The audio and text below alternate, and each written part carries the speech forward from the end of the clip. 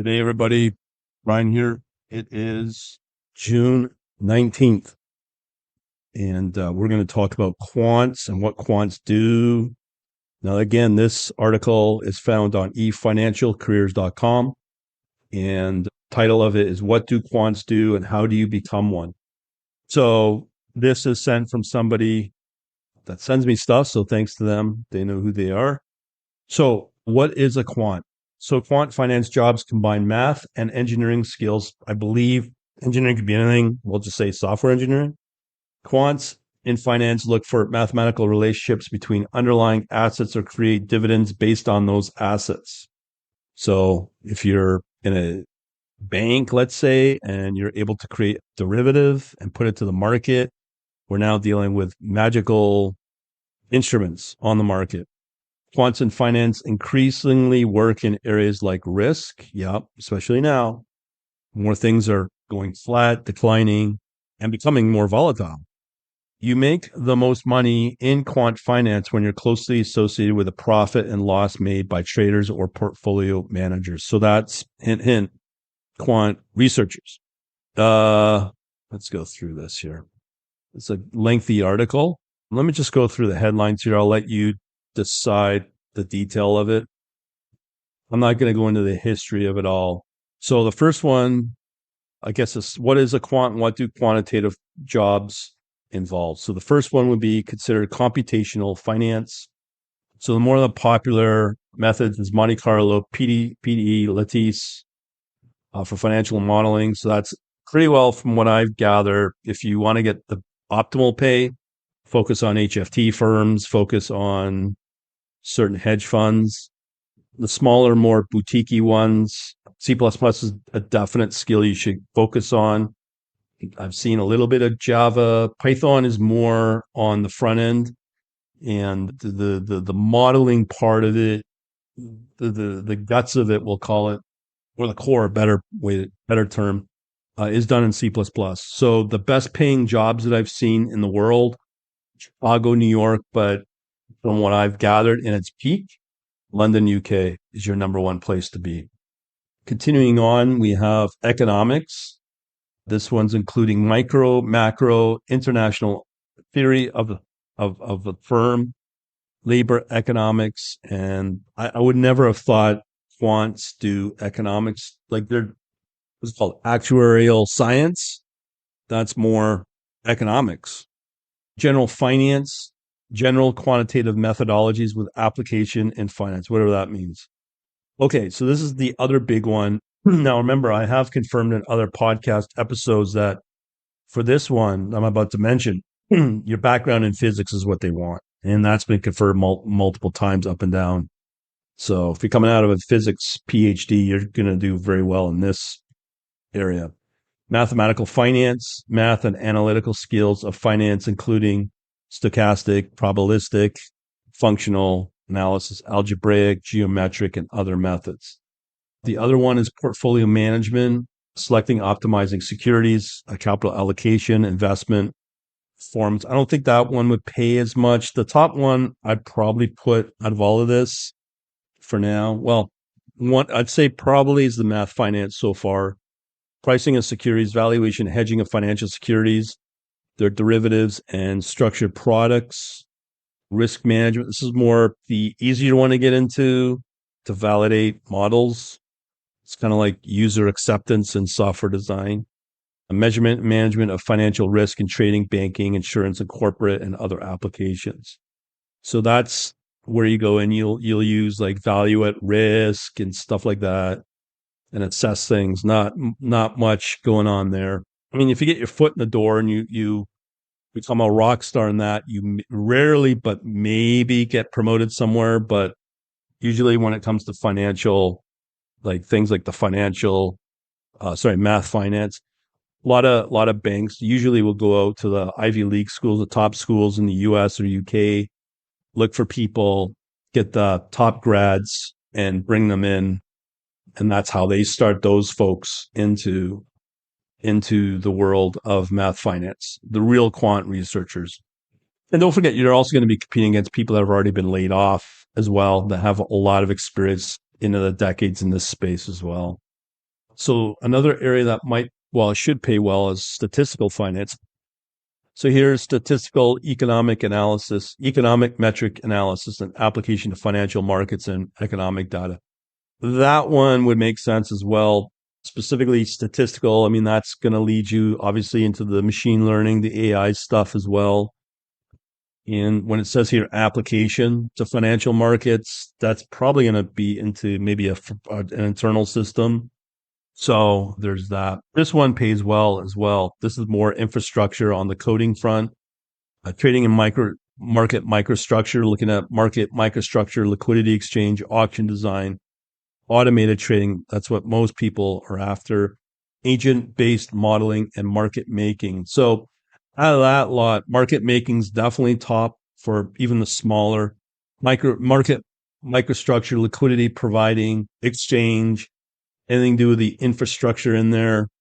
Definitely. Those are really good areas if you're not coming in from the math side. That's more computer science. But again, your computer science will be coming from a top school. I'm sure you know, like an MIT level. There are jobs creating derivative pricing models.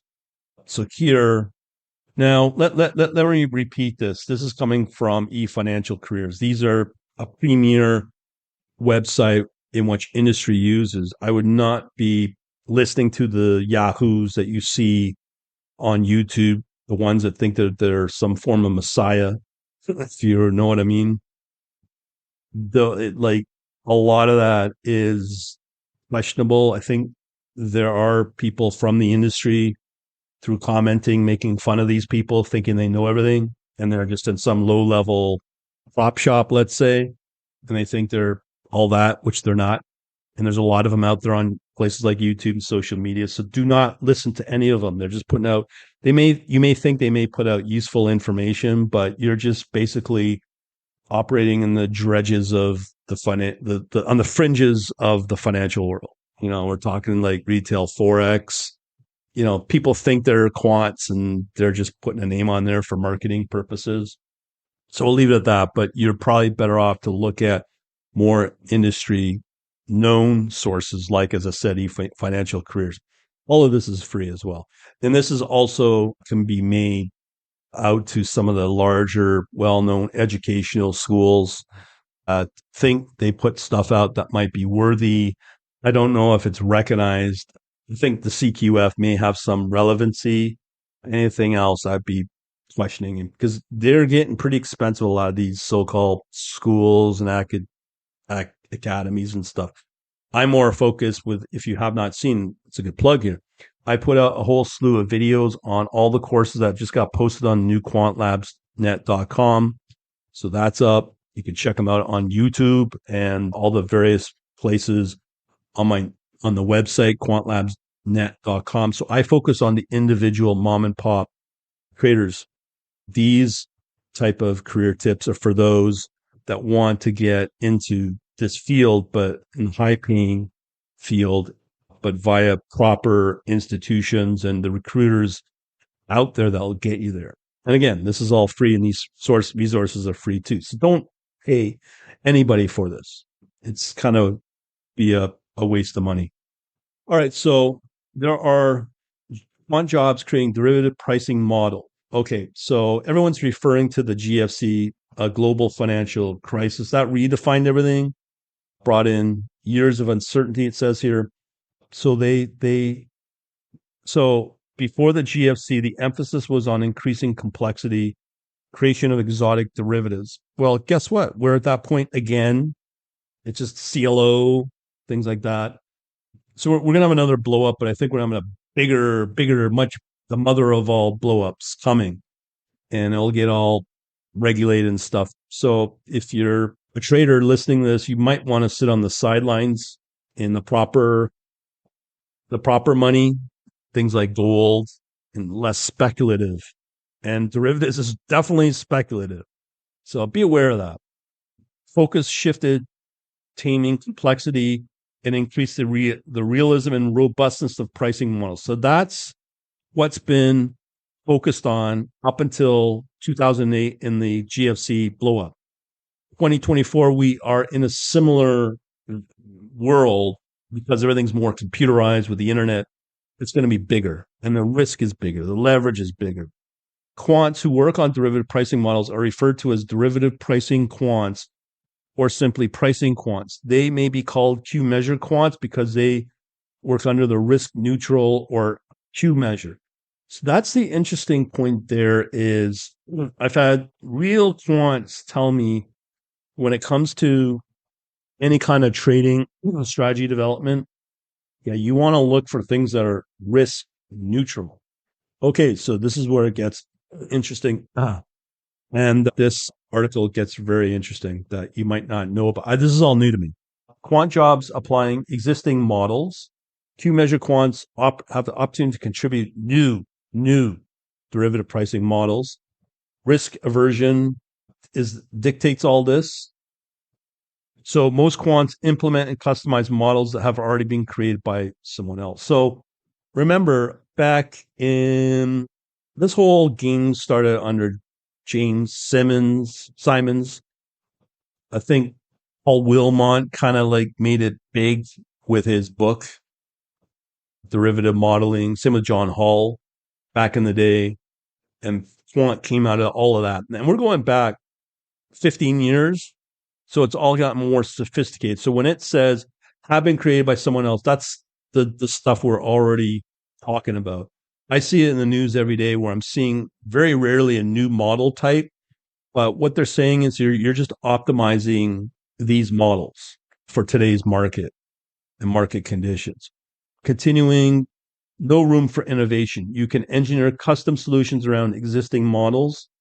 This is why the term financial engineering is often used in preference to quantitative finance to describe financial services firms pay handsomely for these kind of activities. If you're embedded in a core team with quant research, example, I don't know a lot of the firm names, but they used to pay up until everything declining and the layoffs started. You could easily make $1 million plus. And I've seen even in the UK $1 million plus. So you convert that from British pounds to US dollar. Boy, you're sitting pretty, but you got to know your stuff. So yeah, I mean, and will these kind of people in the industry be talking to you openly through social media or anywhere online? The big answer is no. Why? Because the firms will have very ironclad non-disclosure agreements that these people have to sign before they get hired. So they're not going to be, when you go to LinkedIn, you're not going to see people listing themselves working at Renaissance Technologies. Okay. So it's like the military. They'll just work for some US defense. They won't tell you exactly what they do on their LinkedIn profile. So it's the same thing with these type of firms. So don't expect people to openly talk about what they do in these firms. They could lose their job and probably their career if they do. Simple as that. Anyways, quant jobs creating new products, financial engineering. So it's financial engineering. Back in the day, in my time, yeah, we heard about financial engineering, especially in the likes of the movies of like what's it called? The Wall Street, whatever. But these people that do financial engineering, private equity back in the day. Financial engineering, more broadly, financial innovation takes the form of creating new financial product. Classic exotics, digital options, barrier options, look back options, Asian options, options on basket, forward start options, compound options. Okay, so there you go. There's still a scope for new ideas, and occasion we see some radically new and useful product. So there you go. I have time and time again hammered on that a lot of these firms that make billions literally are in the options market. Okay, so did you hear me say anything about futures? It's all options. So there you go. That's the asset class that they play in. Nowadays, well, that's okay. Let me just read this. Nowadays, instead of creating new exotic product, financial service firms often manufacture structured product. When you watch the Bloombergs, that's what you hear. Prepackaged financial products for facilitating customized risk return objective on the return from certain investable assets. Think ETF. Okay, that's what we're talking about here. Things like that, or ETP, ETN, all that stuff. Structured products can offer the exposure for specific market view and desired risk profile under the constraint of financial budget and legal framework for investment. Experts that work on structured product usually refer to as structures rather than quants, although the work of a quant and that of a structure has significant overlap. So you can see here in this article, a lot of the financial firms are moving out of the term quant. Why? Because of these frickin' call them hot dog marketers that want to use and bastardize the term quant to advance their flocky, low value product for education. It's really made the term quant bad. Okay. So because of that, these financial firms are going to redefine what they do under new names. I'll give you an example. Back in '08, we knew about the banks and how evil they were, namely, as an example, Goldman Sachs. I went to Manhattan in New York, tooted around on the west side there, and went to the new Goldman Sachs building. When you go to that building, it doesn't say Goldman Sachs at the front. You have to ask literally the security guard, is this Goldman Sachs? And they'll say, yeah, because that's how embarrassed and a chain Goldman Sachs is as a firm and the negative reputation that they had because of what they were doing and still doing today. And namely, BlackRock is the one that's really the evil ones that people know. And because of that, the term quant is less used, as you're hearing here, structure, financial engineering, and all that. So be aware of that. And it's all from this article. So look for this article. There are quant jobs creating new trading strategies. So that's what I like to do now in the future in TradingView. And you can use AI, machine learning, to do that. Will I ever show that? Probably not. It's not hard actually to do. It's highly advanced and it's come a long ways in the last 6 months alone to do stuff like that. So I don't even need to showcase that. Anyways, there are quant jobs creating new trading strategies. Take place under the term risk neutral, that's Q measure, design, develop trading strategies in a P measure activity. Those that engage, usually called P measure quants, their skill set is often different from derivative pricers. Derivative pricing relies on applied mathematics such as solution of partial differential equations and stochastic analysis. That's more calculus stuff. Whereas P measure work relies on different kinds of math, such as in the book, Elements of Statistical Learning, Statistics and Increasing Machine Learning. Yeah, machine learning is just basically a glorified statistics. There's a famous meme on that, but that's probably true. And now they call it AI, and that's where everyone's all getting all excited about. So, yeah, take heed on this. This is new stuff that, if I'm not mistaken, P measure would be probability. And that's what I'm thinking. On the surface, statistics appears easier than applied math. It doesn't involve deeply nested formalisms. One doesn't rely as much on massive theory and statistical work. However, the successful application of statistical method to derive trading strategies with high Sharpe ratios is highly challenging endeavor. So let me stop there. The things that we're talking about, and I've been around a long time, one of the areas, the easiest way to access these types of modeling, I guess, out of all the tools, yes, Python is well known to do this. Same with R. But the best one, to be truthful, easiest one is MATLAB. Because MATLAB shields you from all the complexities of both Python and R. And if you're willing to pay the price and have your GPU, like the NVIDIA cards and whatnot, they're plug and play. Just put a supported one in MATLAB and you're ready to go right out of the gate to start doing stuff like this. I just want to make sure that's understood. And again, that's MATLAB. Key measure quants are very, very dramatically an outlook and skill sets. I wouldn't be surprised you'll see a lot of MATLAB out there, but people just don't talk about it, if you know what I mean. Because a lot of firms in their job descriptions will keep it so vague in their technology as well, and along with the skill sets that they require. If you list the technology that I'm mentioning here, MATLAB, and you're on LinkedIn or whatever, and they'll find you. They'll find you. If you post your resume and you come from a good school, they'll find you. They'll reach out. Continuing, P measure quants vary dramatically in outlook and skill set. Few successful quants have developed or adopted one or two profitable trading strategies and have built their careers out of that. That's amazing because they developed the IP to get it to this point. And they can be worth a lot of money, like in the millions and billions for some of them. So I don't know how they market themselves. Do they get jobs? Do they get career? Who owns the IP of what is developed here? Usually it's going to be the firm. However, there's a rare, since individual strategies are subject to alpha decay, predictive accuracy. What works today may fail work tomorrow.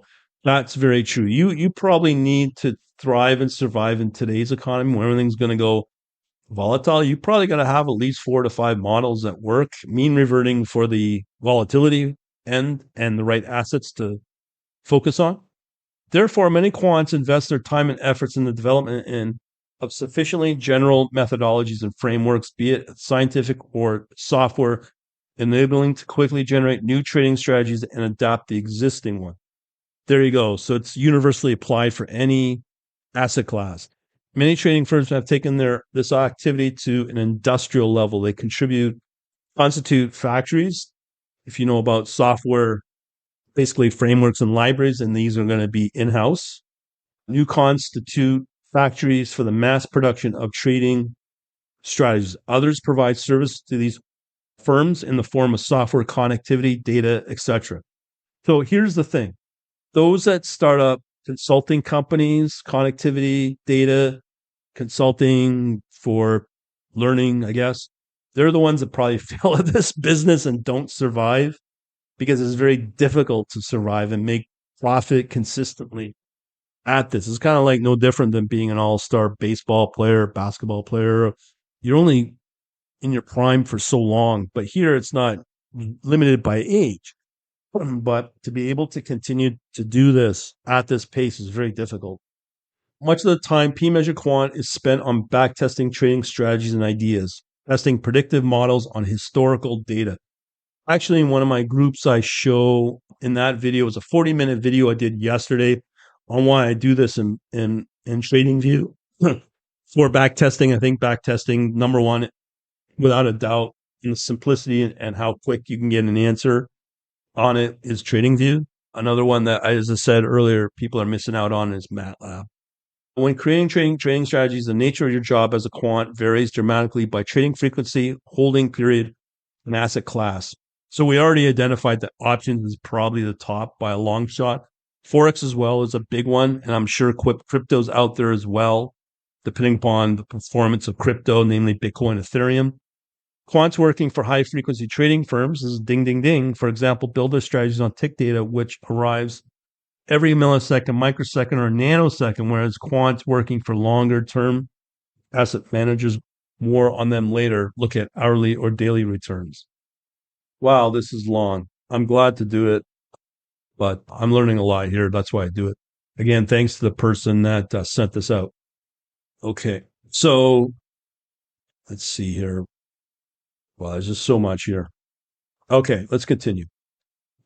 Quant jobs validating existing pricing models and trading strategies. So remember what I said, validating, that is the low end of the whole spectrum here in the world of quote unquote quant. Since financial crisis, pricing models and strategies have been subjected to increasing scrutiny.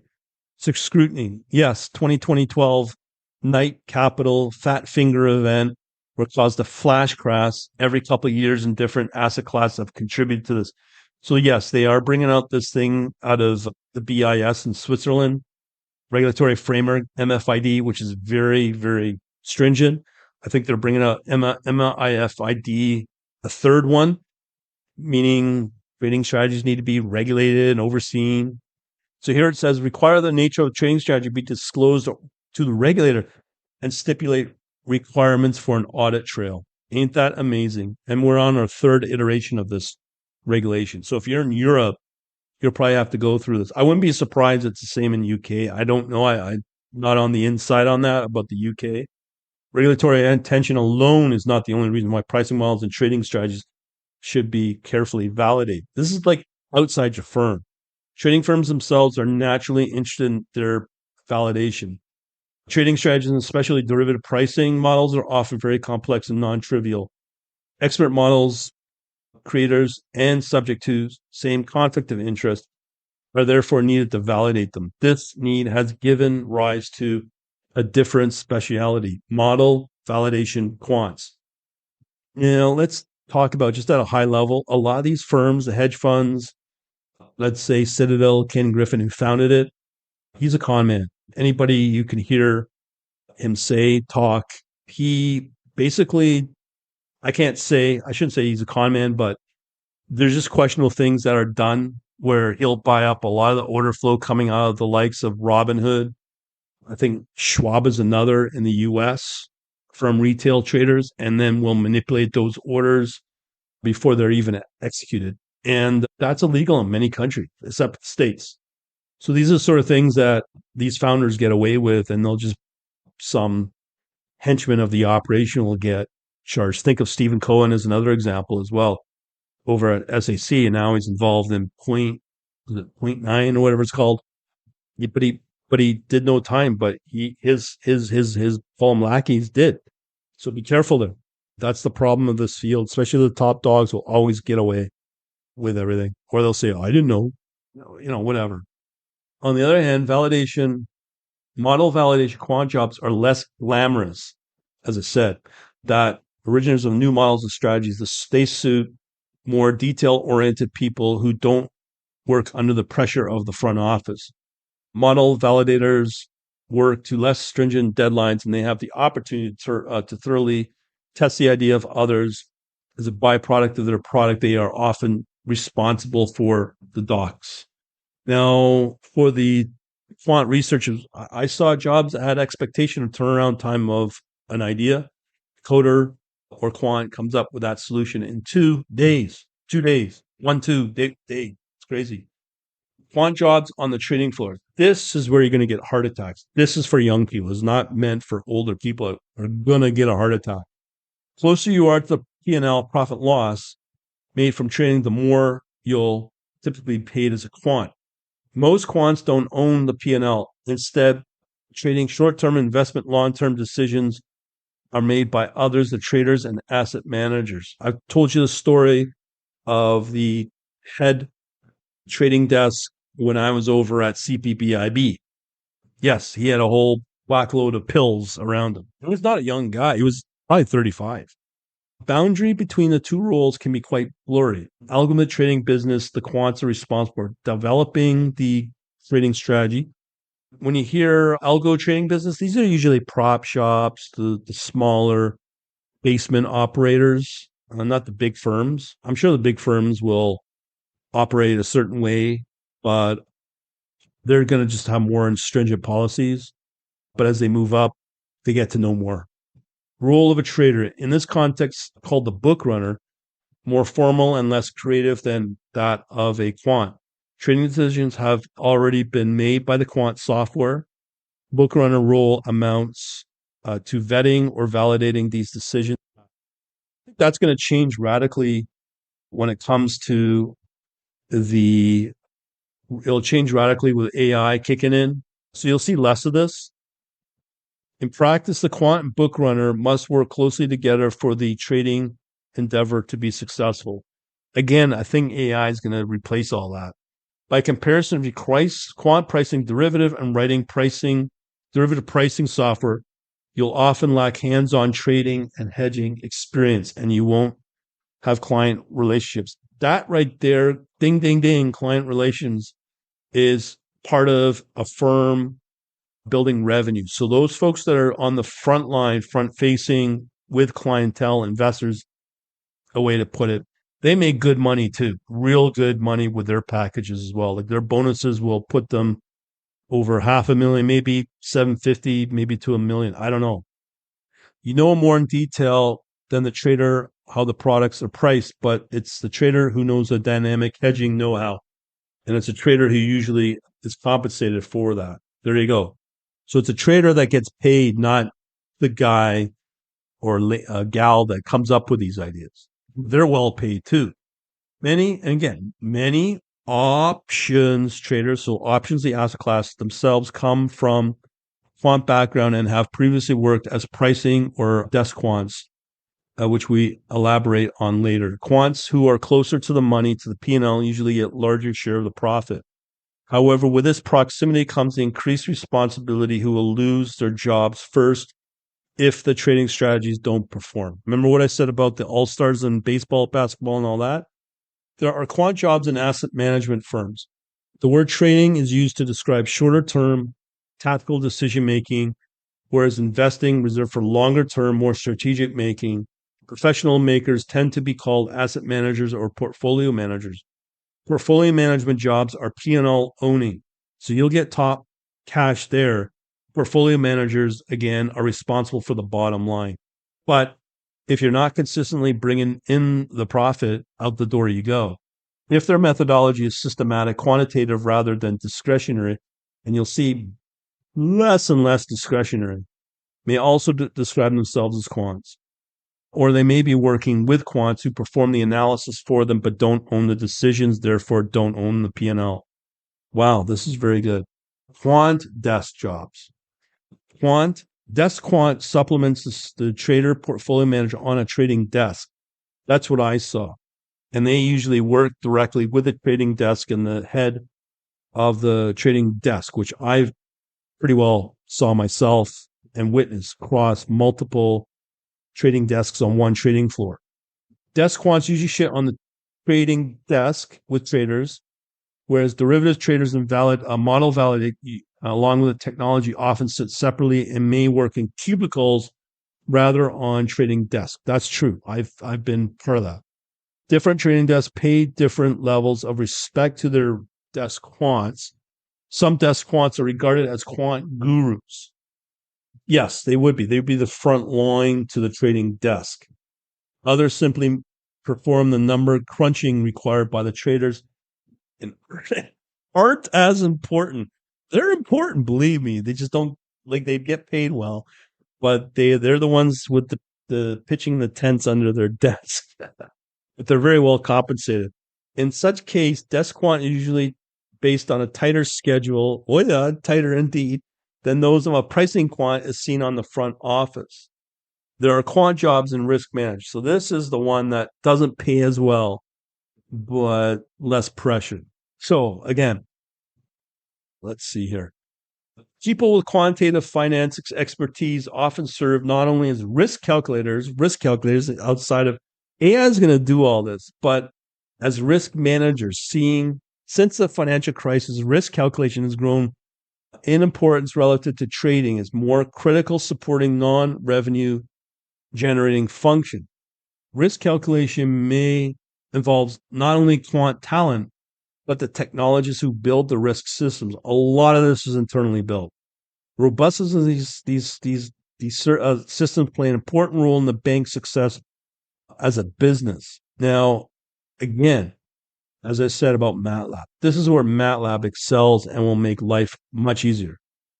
So I wouldn't be surprised you'll see a lot of MATLAB in these firms, but they just don't talk about it because it's an industrial level piece of software, enterprise level software, and it goes beyond certain things. And the AI is very powerful what it can do. I just don't think it's talked about a lot at all. So let's talk about that.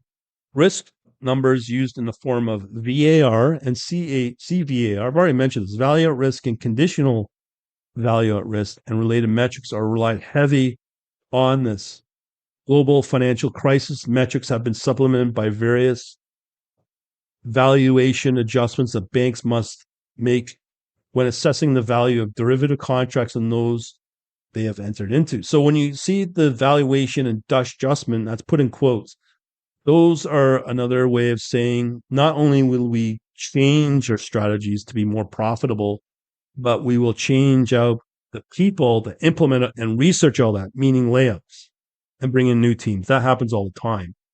I think what will happen in due time after this crisis happens And as I said, will probably be a lot worse than what we went through in 2008, the GCO. I think it'll be a lot worse. You'll see less people doing these rules that I'm talking about. And a lot of it will be AI doing this because a lot of the AI can do this and do it better. And guess what? MATLAB can do that quite well too. So as a tip, look at MATLAB. Okay, purpose of these are twofold, primarily to hedge for possible losses due to other parties, failures to pay amounts due on the derivative contracts. You'll see all this going down in no time. And to determine and hedge the amount of capital required under the bank capital adequacy rules. When they say all these rules, they'll forget that. All of that's going to be thrown out, right? So there's the XVA here. These are collectively known as X value adjustments or XVA. Purpose is twofold, primarily to hedge possible losses due to other parties' failures. And if we're on the front line, I was on the front line of the news through both CNBC and Bloomberg, parties' failures. That means banks going bankrupt, hedge funds the whole thing is going bankrupt. And that's when you have your financial crisis. This time, I don't know how they'll stop it, and it'll be a lot worse. But again, so I've already read that. The emergence of XVA has led to the creation of specialized desks in many banking institutions that manage XVA exposure, regarded as a separate from the traditional risk. Wow. I don't think I'm even halfway here. Okay. So the XVA, let's put it this way. The Federal Reserve does have a team called the plunge. It's called the plunge team. So if things are going very bad in the markets, this team will jump in and rescue the markets, and that's right at the Fed. So they'll buy directly into companies to save them. What they will consider companies that are at risk that will be too big to fail, as they defined it back in '08, banks and other large industrial players. So that's when you start to see the socialism of the banking system, and the central banking system, better known as the Fed, will come out. So the banks already have these positions already lined up. XVA, X value adjustment. Okay, there are quant development jobs. So this is now software, produce vast amounts of code. Code can be tactical. Jupyter notebooks needed to create and debug a model. Okay. Strategic, derivative pricing library. One that should be looked at for that, I would definitely is look at QuantLib. That's open source. I see so many questions posted about that. So that might be widely used in the business. Again, that's C++. Depending upon the strategic code, it must be written to different engineering standards. Those who write code will be run in production must be accomplished software engineers, MIT level. Often, quants themselves have that skill set, and some of the best quants are some of the best coders. At other times, the less software-minded quants may rely on the help of quantitative developers, whose job is to create debug code rather than come up with new quant models. So again, that's all done in C++, a lot of it. And that, or C now, is coming back. Prototyping will be done in the Jupyter models and notebooks. Again, Jupyter, Python. So Python's more prototyping, but the production is going to be probably coded up in Linux, maybe even Unix level, like a BSD with C or C++. And assembler's big there too, FPGA. And that's one area I have to commend. If you want to learn FPGA boards, using the modeling, all that, I would, again, look at MATLAB. I should be working for MATLAB and advertising and promoting. Difference between a strat and a quant. Okay, this is important. Again, there's those out there in the marketing world, online and social media, will say, quant, I have a strat and I have an algo that will make you millions by now, on sale till tomorrow. That's not a quant. That's a joke from my perspective. Importance of quants in finance has been underlined by the renaming of quants to strategies, which took place at several financial institutions. The word strat is an abbreviation of a strategic analyst. Emphasis is a shift from the nature of work, quant analysis, to its strategic role within the organization. If you want to be a quant, however, you're advised not to look at the title of the rule, but its deeper nature. There are many quant jobs differently named with different strategic importance and corresponding compensation. So again, I've already covered how a lot of the firms will put in their vague job descriptions. This is usually through the top level recruiters, and you won't know. That's why you never hear from them. They'll find you, especially they'll measure you by the school you come from. So if you're coming from some strip mall college, forget it. And you may, if you're coming with that and are decent, you may be lucky to work at some little prop shop scamming people, which they're known for, or some kind of in the retail Forex world and now crypto as well. If you start working as a quant in a bank or a fund, you don't have to stay in one. So these are different career paths in quants and finance. For example, if you move into fintech, whoa, just to put it that out there, a lot of the fintech are now coming out as fake. They're not properly regulated. This is like the backwater of a lot of these firms. Uh, you want to stick with the hedge funds, the name brand stuff, the banks. That's to thrive. But if you get into a fintech, that's all fine and good. But especially if you're younger as a grad and you go into fintech, you just signed your own death warrant. If you can't get into a bank, that's fine because of the competition. Fine work in a fintech, but don't make a career out of it. It will hurt you as you try to move up in your career down the line. You want to get into the mainstream name brand firms ASAP, no matter what the market conditions are, no matter what the competition is. That's all I can tell you. So, fintech refers to the technology and innovative aiming to compete with traditional financial systems or methods.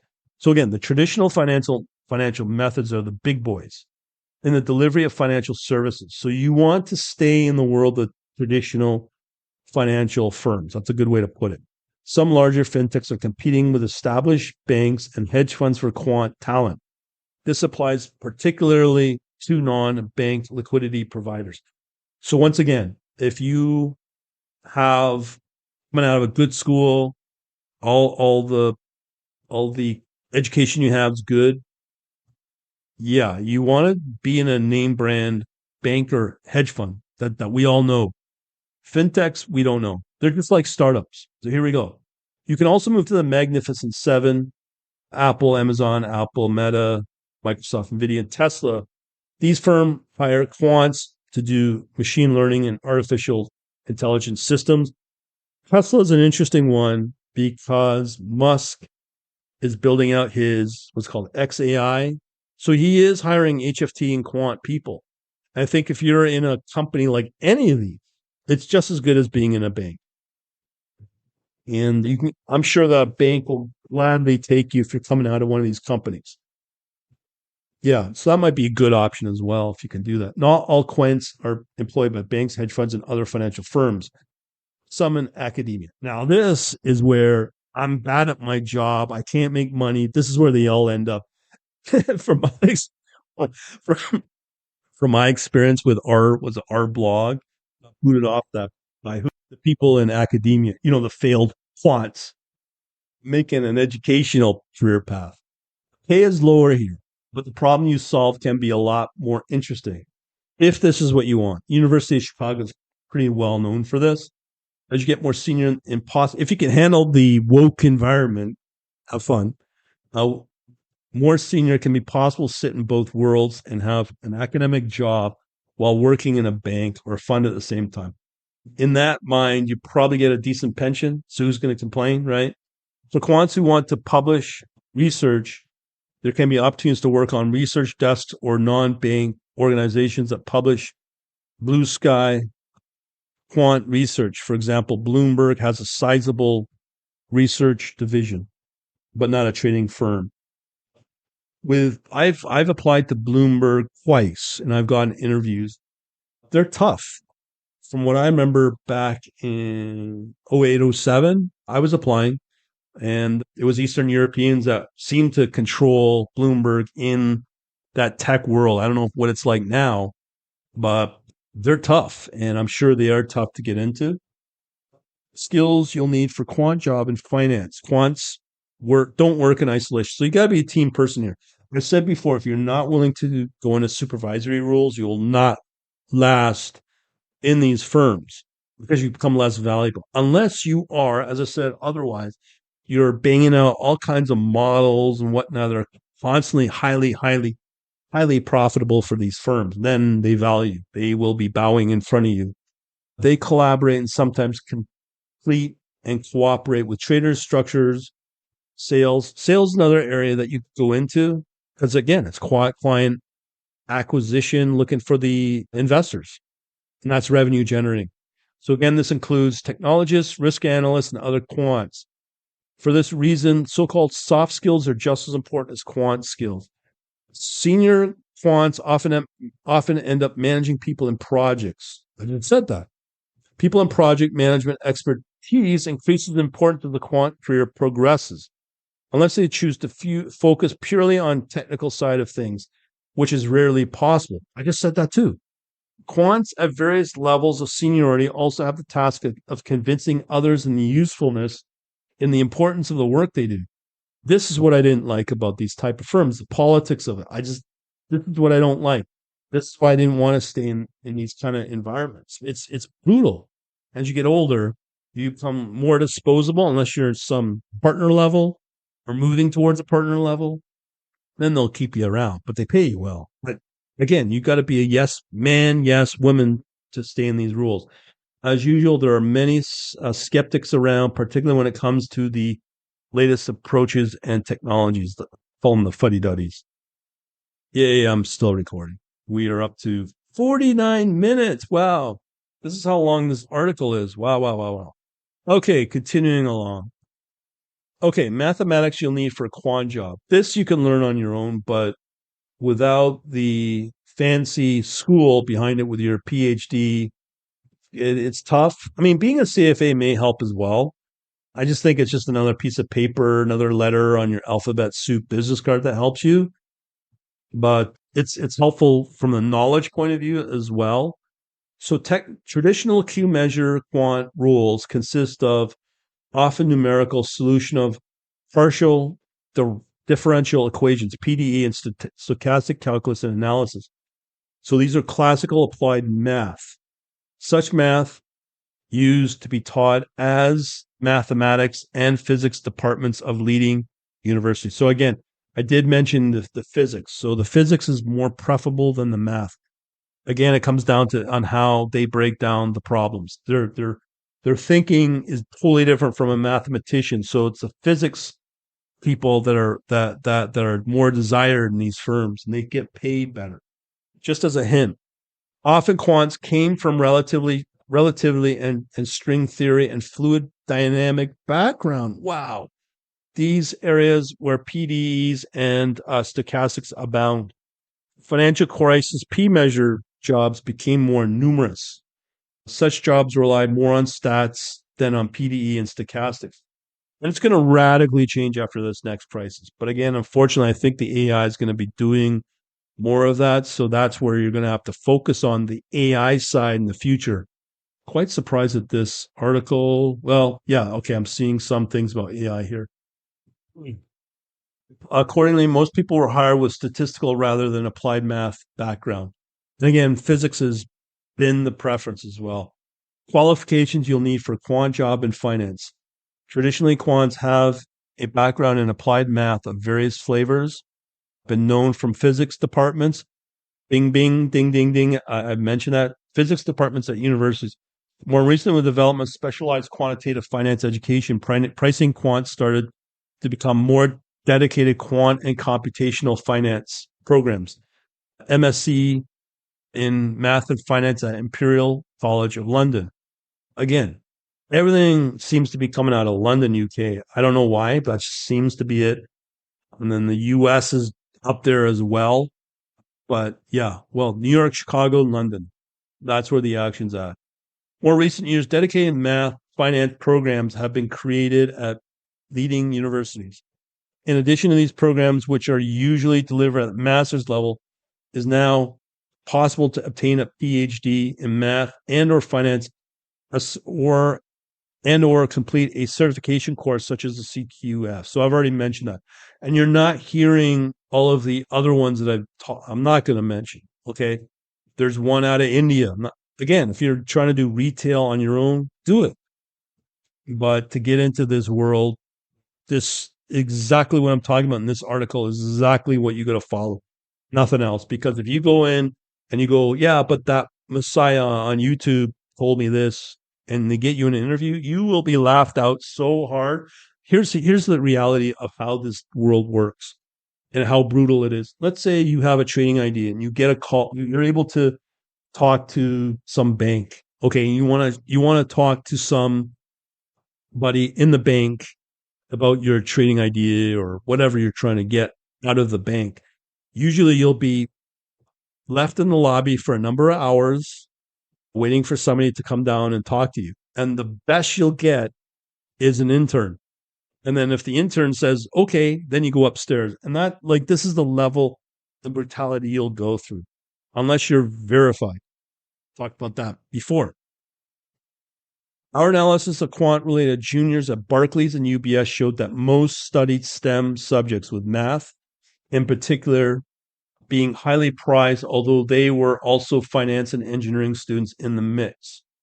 Masters in financial engineering graduates might stand to benefit the most, although the small number of courses means that their alumni network is spread thin. This is the thing I've said before about France. In France, many quants historically studied in the masters in probability and finance at the École Polytechnique and University Paris VI. Was that 6, 7? I don't remember. Under Nicole L. Carré. She has retired, but the course continues. This is what I couldn't figure out about France. That right there is why the French have been desired in London. That would explain that. Okay, recent machine learning AI revolution has further shifted the focus towards subjects traditionally regarded as computer science. We'll call it ML and AI. Dedicated programs such as Imperial College, MSc, and AI has been created in response to rising demand. Imperial, MSc, and finance also includes significant ML AI component dedicated track. There are also certification programs as the MLI. Okay, there you go. That's from an institute for what the institutions will recognize. So there you go on the AI front. Again, here we're seeing the school of choice is the Imperial College in London that has all this. Quite interesting. Okay, continuing along. Programming skills you'll need for a quant job in finance. Programming important to many quant roles is math. Quants who oversee quant libraries need to be well versed in software architecture. I wouldn't be surprised if QuantLib comes up here. As well as writing code, Quant spends their time debugging, speeding up existing code, creating quant infrastructure, the way the systems used to talk to each other, the way objects are persisted and stored in interaction between the quant libraries and underlying databases, automating tasks, and most recently applying machine learning. Some leading financial institutes have dedicated machine learning teams. This is all new. I think there's going to be more of this to replace what I've already talked about earlier. As machine learning research or AI intelligent implementation is conducted by regular quants, banks, hedge funds, and trading firms are beginning to adopt new methods such as deep pricing, deep hedging. Welcome to the world of NVIDIA. What coding language do you learn if you want to become a quant? Modern languages such as each their respective ecological niches. Now, I'm repeating what I just said. Python for prototyping and research. Now, this is in the order of the importance, okay? C++ for high performance and production systems. So I agree with this order. And now Java C Sharp for production systems where software engineering is somewhat more important than performance, meaning less money. Although in some areas, these languages compete with C++ for performance or example, Azul. Yeah, so I would just focus on C++ and Python. That's it. Julia attempts to combine their advantages of C++, Java, C Sharp with those of Python. KDB+, Q, and Shakti for big and high frequency trading data. We've already got a video from official KDB. CUDA for programming GPU and high performance computing HPC application. For those that don't know, CUDA is NVIDIA. That's their specialized framework to use on the NVIDIA boards. Pay for quant job. Now, this is going to be interesting. Okay, here we go. How many quants are paid varies tremendously. Numbers below come from eFinancial's 2024 salary and bonus report, which took broad cross-section from the industry, both quant research and developers, mostly in banks. So again, I cannot stress, you only want to follow this path, what's being recommended here from eFinancial Careers, no one else. Best paid quant financial roles are in hedge funds and electronic trading houses. Pay scale in these roles get even bigger. Electronic trading firm Jane Street pays new grads $275 per head. Pays its staff as a whole of average. Wow. Pays its staff in London as a whole an average of £696,000 or $888,000 per head on average. Wow. But they're specialized. They do specialized languages. And that number includes admin staff. Wow, there's a place to go. Who are almost all paid a lot less than any flavor of quant. Our salary and bonus report also found that quants enjoy some of the best work-life balance. I question that. Financial services quants, self-reported working just 48 hours a week. Hold on here. 48 hours a week is because these are pretty well on the level of brain surgery. So they're the kind of people I'm sure you've seen in school where you sweat it out studying for an exam. These people have a level of intellect where they could party, whatever, and then 2 hours before the exam, open a book and quote unquote study. And then they have the intellect to maintain all of that and do an exam and come out with an A++ while you are killing yourself on those C's and D's. That's the kind of people we're talking about that can pull off this, because those are the kind of people that get hired into these firms. That's why the 48 hours a week is so low. Whereas other people, you would always hear about the 80 hours. It's because these people work on a different level of intellect, where they can do things in very short times of period. So there you go. So they can significantly less than other revenue generating parts of the bank, such as investment banks and most traders. So again, the key word there is you've got to be revenue generating. You're going to stay in the bank when the layoffs come, or you become, as I said, a rock star level quant researcher with the highly profitable, highly consistent, profitable trading models. That's how you stay and make it in this career.